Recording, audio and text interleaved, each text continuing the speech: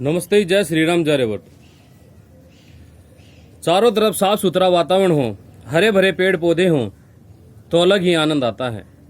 यदि आप कहीं पर ऐसे वन क्षेत्र में हैं जहां पर बड़ और पीपल के पेड़ हों, उनके नीचे बैठकर प्राणायाम और योग करने में अलग ही स्वर्ग की अनुभूति होती है। और वहां बैठ कर यदि आप ईश्वर का ध्यान करते हैं तो वाह क्या कहने।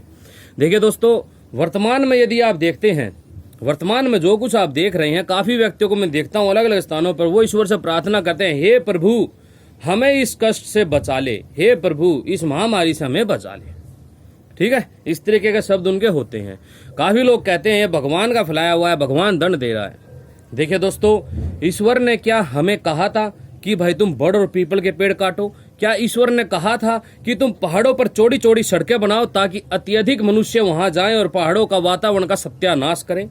क्या ईश्वर ने यह कहा था कि तुम जमीन का पानी को व्यर्थ में जगह जगह चलाओ? आप गांव में जाकर देखेंगे जहां जहां मीठा पानी है वहां पे मनुष्य क्या करते हैं, जमीन का समरसीवर लगा देते हैं, ट्यूबवेल लगा देते हैं और फिर उसका पानी निकलता है, डांगरों को खूब दबा के नहवाते हैं। उस पानी से नहाने तक ठीक है, ढंग से नहाओ, बाल्टी भर के नहाओ, लेकिन फिर क्या होता है, उस वो पानी नाली में चलता रहता है। फिर एक समय ऐसा आता है धीरे धीरे करके 15, 20, 30 साल बाद उस गांव का पानी धीरे धीरे खारेपन को ले लेता है और वो पानी मीठा खत्म हो जाता है। क्या ईश्वर ने हमारे को कहा था कि तुम इस तरीके से प्रकृति का सत्यानाश करो? तो तुम ईश्वर को दोष कैसे दे सकते हो? और अब तुम हाथ जोड़ रहे हो ईश्वर का आगे, हे प्रभु हमारी रक्षा कर।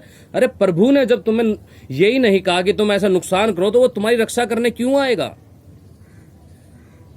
जैसे तुमने इस प्रकृति का समूल नाश किया है, जैसे तुमने अपने शरीर का समूल नाश किया है, जैसे वर्तमान में किया जा रहा है, जिस प्रकार ऊंचे ऊंचे पहाड़ों पर विकास के नाम पर बांध बनाकर वहां की प्रकृति को नष्ट किया जा रहा है, वहां के लोग प्रकृति प्रेमी उस चीज का विरोध करते हैं, उनकी एक नहीं सुनी जाती है।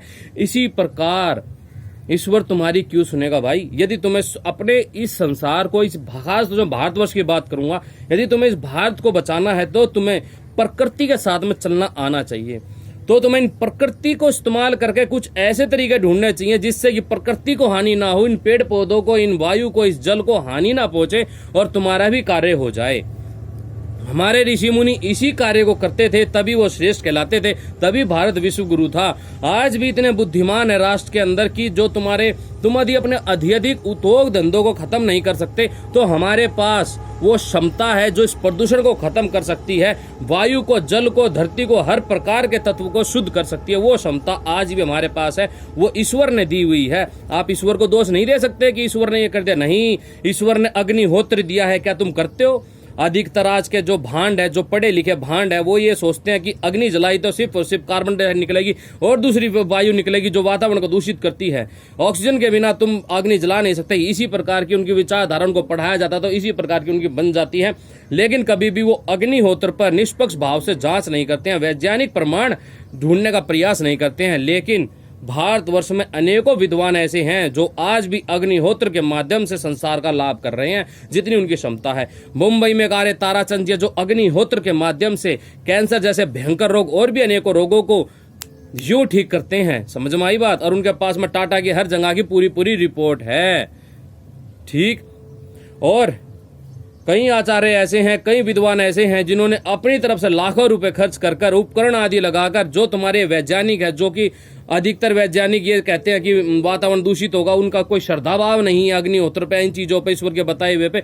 वो लोग बोलते हैं और उन्हीं के द्वारा उन्हीं से उपकरण लगवाए, उन्हीं को पैसे दिए उन उपकरणों के, और वहीं पर खोजबीन हुई। आखिर में उन वैज्ञानिक भी हाथ जोड़ के बोलते हैं कि महाराज आपने आखिर ऐसा किया क्या है जिससे कि 99% यहाँ की दूषित वायु खत्म हो गई, 100% खत्म हो गई। नाले का पानी आपने रखा तो नाले में के पानी में से जो रखा था, खाली अग्निहोत्र की जो वायु थी, जो शुद्ध वायु थी, वो टच हुई तो उस पर टकराई तो उससे अनेकों प्रकार के विषैले तत्व नष्ट हो गए।